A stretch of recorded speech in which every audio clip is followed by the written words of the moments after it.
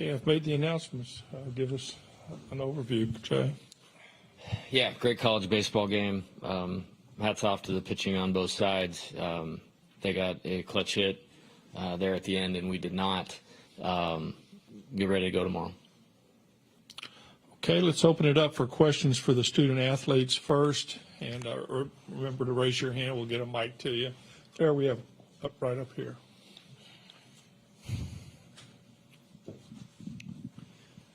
Trey, just what were you seeing in the eighth inning there as you tried to score from third base? Yeah, we were in red, which means I go on contact. As soon as the ball was hit, I took off. I knew he was going to have like an awkward throw, so I kind of tried to get a little bit over to get in the way, but he made a great play. Remember to give your name and affiliation. Okay, right back here, Jay. Michael Cobble, WBRZ TV in Baton Rouge. Ty, you were grooving there, and then you run into a little bit of trouble. I guess what were you feeling? What did you see at that moment? Yeah, I mean, it's part of it. I think sometimes you get out of a groove a little bit and stuff, but I think I lost a little bit of command. I think I got a little tired and stuff, but I know Thatcher came in and did his job and allowed us to be able to stay in the game right there toward the end. Okay. Leah?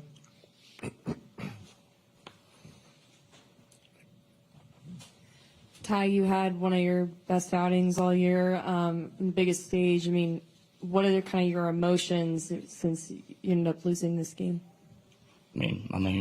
Our main focus is win and stuff. I hate that we lost, but at the same time, I know that tomorrow we're going to come back hotter than ever. We got all the motivation in the world to win tomorrow. Okay, next question. Mike? Yeah, Trey, just from a batter's perspective, what were they doing a good job of keeping you off balance with?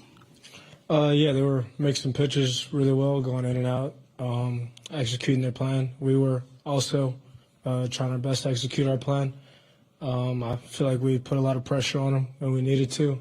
It just didn't work out for us in the end. Okay, right here, Claire. Yeah, this would be for Trey and Ty, Glenn West, Go 247. First time this postseason, you guys' backs are kind of against the wall here. Just how do you think this season-long grind and journey has kind of prepared you for what you got coming here in the next couple of days? Trey, you start. Okay. Yeah, nothing changes for us mentally. We always go out there and try to win one pitch at a time. We always play like it's our last time playing the game. So we're going to show up tomorrow and keep the same mentality, play like it's our last time playing together. Ty? Yeah, I think that's what makes postseason baseball so exciting and stuff, that a lot of people's backs are against the wall and stuff. And I know we've been here.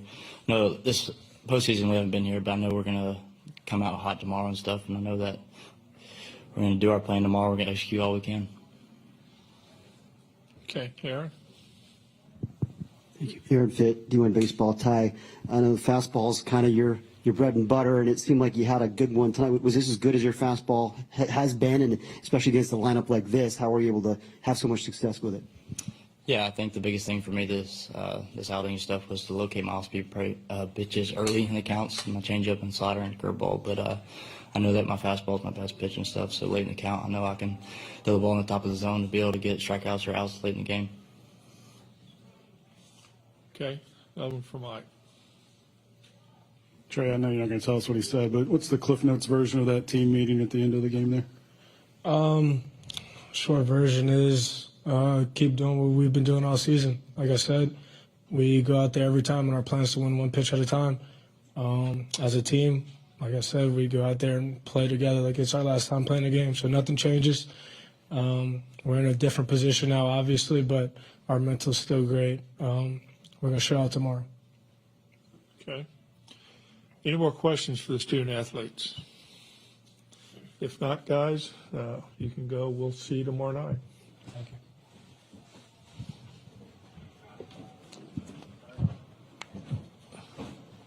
So Tennessee will be the home team going on. Thanks. Okay, let's open it up for questions for Jay, and we'll start right here. Coach, Cookie Riley. Name and affiliation. Yeah. Cookie Riley with the Lafayette Advertiser. I was sort of curious. Were you managing this game in part thinking of the possibility of maybe with there being extra games and having to save a couple arms for later in the tournament at all, or was that not part of your thinking at all? We were trying to win tonight with our best two guys that we had available, and they both pitched fantastic. Okay. Right up here in front. Jay Wilson from the Advocate. For the long version, maybe what did you want the guys to hear from you there in the dugout before y'all dispersed onto the bus? Yeah, I think it'd be very easy to crawl into a hole with disappointment. That was a great college baseball game that we came up on the short end of the stick. It really came down to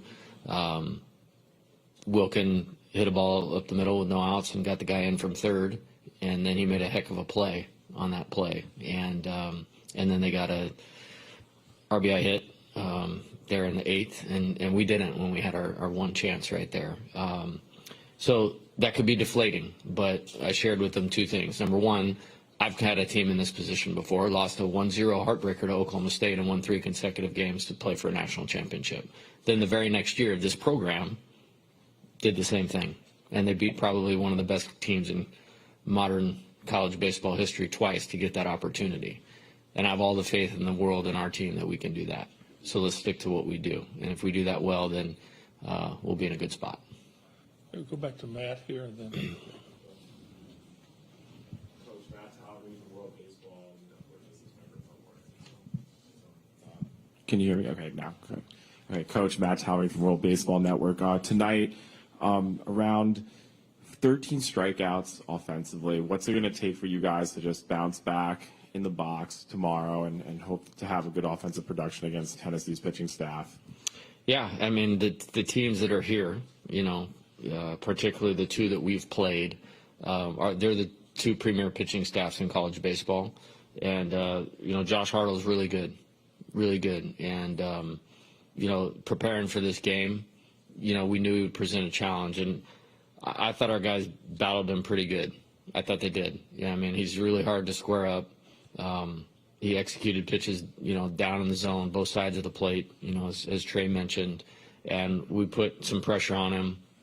It wasn't a great night to hit either with the wind blowing in and a good pitcher going. And we benefited from that early in the game, too, with Ty. But I have zero concerns about these guys preparing well, coming in and competing and executing our plan. We're going to have to do it against Drew Beam, who's one of the best pitchers in the country. And so it'll be a really good challenge, and we're going to have to be ready for it. Go to Leah up here.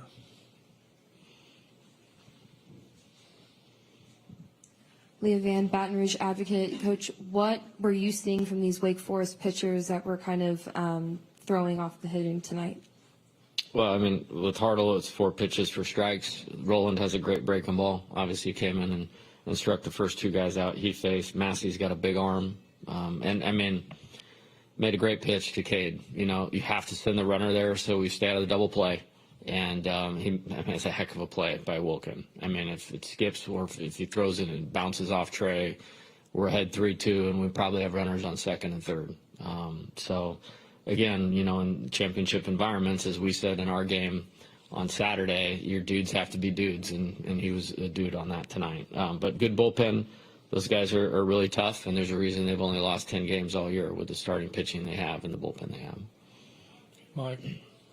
Yeah, just kind of following up on that. Trey said it was a red situation all the way. I guess just what did you see? Josh tell you anything afterwards, or it's a ground ball. We are going because if he doesn't go, then we're going to hit into a double play, and it makes it really difficult. Now you have a man on third standing there with 2 outs. Now you need a base hit. So it's very simple baseball, actually. And again, I mean, I don't know that Cade Veloso's hit a ground ball to third base the entire season. And so you have to tip your hat to Massey for executing the 2-0 pitch that he did and got him to swing through, and then the 2-1 pitch. Okay, any more questions for Jay? Yeah, back here. Zach Ewing from The Advocate. What's the pitching plan for tomorrow and then going forward, knowing you have 3 in a row? Yeah, we have 9 guys available to pitch tomorrow, and we'll choose one of them and he'll get guys out for as long as he can, and then we'll go to the next guy, and then we'll go to the next guy, and then we'll go to the next guy, and then we'll go to the next guy until we figure out how to get 27 outs against a really good team. Okay. Any more questions for Jay?